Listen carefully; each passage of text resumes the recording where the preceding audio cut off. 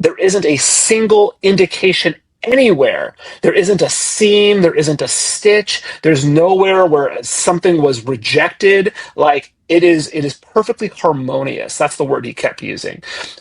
So when he had originally said, "Hey, in my opinion, this is a real thing. We don't know what it is, but it's not a hoax." His boss and his commanding officer in the Mexican Navy called them in and said, "You've got two choices.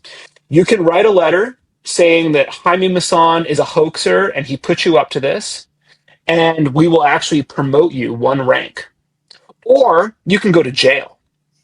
So he chose jail, and he was actually in prison for 5 days before they managed to get him out. His wife and his lawyers, were threatening this huge like humanitarian PR campaign, and so they got him out. And he was demoted. He was stripped of his title.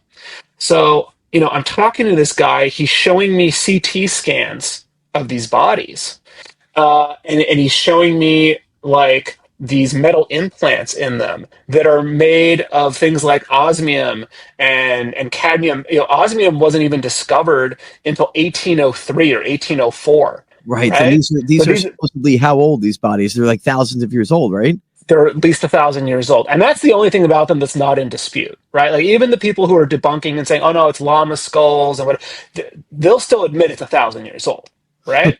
So, and then one of them's got, one of these small ones has got eggs in its belly, right? And it's Right. like, and on some of these,